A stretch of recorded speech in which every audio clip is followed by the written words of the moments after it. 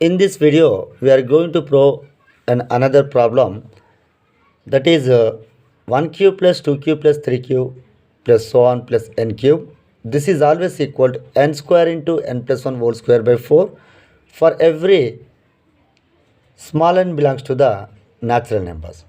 So we know very well this is always true for any mathematical statement. The sum of the cubes of the first n natural numbers formula, it is given by n square into n plus 1 whole square by 4.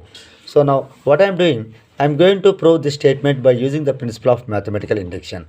So in this principle of mathematical induction, we should follow the three steps. So what is the first step? Whatever that the first step it is that try to prove the given statement it is true for the value of n equal to 1 first. That is very important to you people. The second step it is that we need to assume the p of n it is true for the value of m.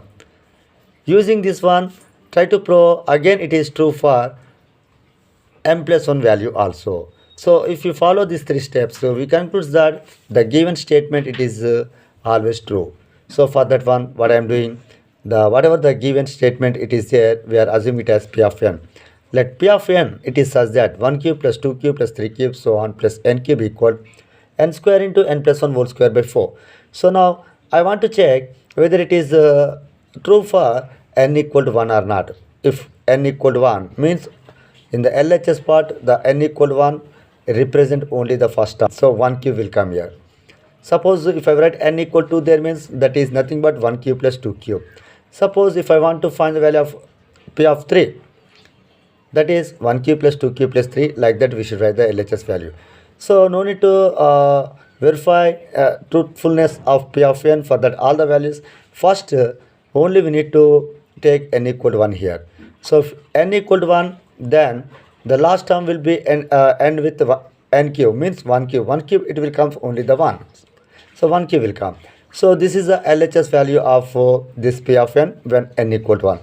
Now again here wherever the n, if I write the 1 here, then it will becomes 1 square into 1 plus 1 whole square by 4, which is equal to 1 into, here the 1 plus 1 it is 2, 2 square it is 4, and here the by 4 it is there, this will get cancelled. Finally we will get 1 is equal to 1. It is true. That means we proved here p of 1 it is true. So then we write that one statement, p of 1 it is true. So if it is true for n equal to 1, now we need to assume it is again true for n equal to m. Right, now if I write n equal to m here, the given statement, this statement will changes to like this: 1 cube plus 2 cube plus 3 cube. It must be end with m here. So wherever the n, just write there m here. So then 1 cube plus 2 cube plus 3 cube so on plus m cube will becomes m square into m plus 1 whole square by 4 will come.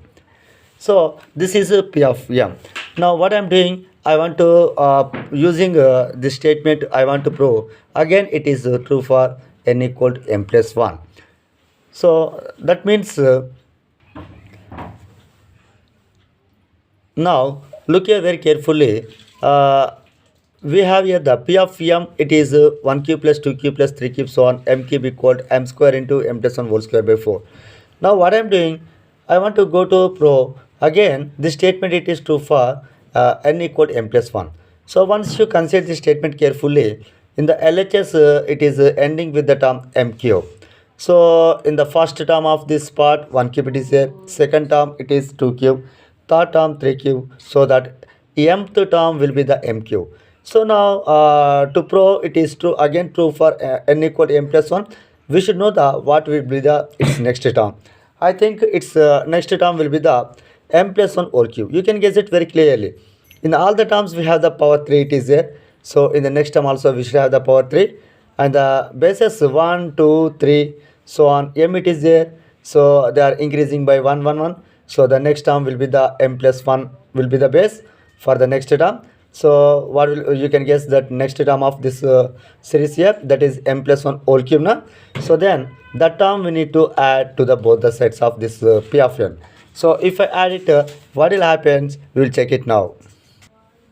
So the term m plus 1 whole cube we are adding to the both the sides of p of m. So why it is needed to add m plus 1 whole cube means in this problem we are going to prove whenever the value of n equal to m it is true, then we need to prove again it is true for n equal to m plus 1. So for that one, to the both the sets we should add m plus 1 whole cube. So now in the given expression p of m we have 1 cube plus 2 cube plus 3 cube till m cube it is there. So to the LHS part of it I'm adding m plus 1 whole cube, and the same term m plus 1 whole cube we are adding to the RHS. Both the sides we must add m plus 1 whole cube only. Why? Because if you do not add, if you forget to add m plus 1 whole cube to the right hand side, you can't prove this problem. So now by adding m plus 1 whole cube we can understand that clearly again it is in this form only. So once you check this statement comparing this both of them, n equal to m plus 1 it is there, so then this is not, this statement will nothing but p of n equal to m plus 1. So p of n equal to m plus 1 will become such that 1 cube plus 2 cube plus 3 cube so on, the last term will be ending with m plus 1 whole cube, that is equal to m square into m plus 1 whole square by 4 plus m plus 1 whole cube. So now what I'm doing, just in this problem we need to focus on only the RHS now. So why? Because now I want to simplify these RHS terms, and I want to express this all the terms in the form of n square into n plus 1 whole square by 4, where the value of n it is m plus 1. So now what I'm doing, so if you focus on this both the terms carefully, so in m plus 1 whole square and m plus 1 whole cube we have m plus 1 whole square, it is a common, it is there. So whatever the least power of the base we have to take it as common, this exponent. So taking m plus 1 whole square as common, the remaining factors will be the m square by 4 plus, and if I take m plus 1 whole square from it, and it remains only the m plus 1 here. So here this considered as only one term, I'm taking by 1 here. So now I want to simplify this both the terms which are in the bracket, and you know very well the LCM of 4 and 1 it is 4. Now how many times this 4 will divide, the LCM will check it, that 4 will divide 4 1 times, 1 into m square will becomes m square. Now again we need to check this LCM how many times it will divisible by the 1. So 1 divides 4 4 times, 4 into m plus 1 we should write, 4 into m plus 1 it is nothing but 4m plus 4 will come. Now this expression will becomes like this. From this term what should we do, we are not understanding. So just we do one thing, the m plus 1 whole square first factor write it as it is. Now if you consider these three terms in the numerator part in the second factor, so I can write these three terms in the form of a square plus 2ab plus b square. How? If I write m whole square means m square will come, 2 into a is m, whereas the value of b we should take it as 2, then 2 into m into 2 will becomes 4m, and the last term it is b square, 2 square it is 4, and whole divided by 4. So clearly this takes in the identity form a square plus 2ab plus b square form. We know that the algebraic identity a square plus 2ab plus b square we can write as a plus b whole square. So then this whole the expression we can write as m plus 2 whole square, and write the remaining two terms as it is. So now you can understand very clearly from this one. So we got here the first factor at it is a m plus 1 whole square, I'm writing it as it is. Now I think this is the last step. Why? Because here go to the next factor in this exponential form, this base m plus 2 we can again write it as m plus 1 plus 1. So m plus 1 plus 1 will be the m plus 2 only. So square square will come same 4 4. So if I write like that, so just you focus on the terms of what I am underlining. So yeah, this is the m plus 1, this is the m plus 1.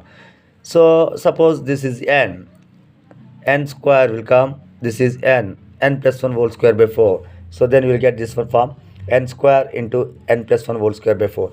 That means we expressed this RHS part of p of n equal to m plus 1 in the form of n square into n plus 1 whole square by 4. So that means we understood that p of n equal to m plus 1 is also true. Then according to the principle of mathematical induction, we can say that p of n it is true for the every value of small n belongs to the natural number.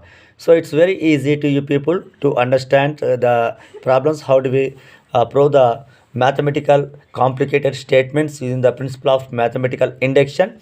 So again I am repeating the steps here. The most important steps are in this theorem are that first, whatever the statement it is given to us, we have to assume it as p of n first. Now try to verify it truthfulness for the value of n equal to 1. So then if it is verified true, then after verifying p of 1 it is true, then we need to assume p of n equal to m it is true. So if it is true, p of n equal to m it is true, using that one we need to prove again it is true for n equal to m plus 1. So we need to prove p of n equal to m plus 1. Like this expressing the form, we can prove p of n equal to m plus 1 is true. So from these steps, p of 1 is true, p of n equal to m it is assume it true, and we prove p of n equal to m plus 1 is also true. Then if the three steps follows means by the principle of mathematical induction we conclude that the given statement it is true for the every natural value of small n. So like that we have to complete this problem. So will discuss the one more problem in the another video. So if it is I hope everybody can understand this problem. So we are going to discuss another problem in the next video. And also if it is clear to you people, if you like it, please like it and subscribe my channel to watch to get more videos in the different standards. This is related to the intermediate standard. Okay, bye all of you. We'll meet again in the next video.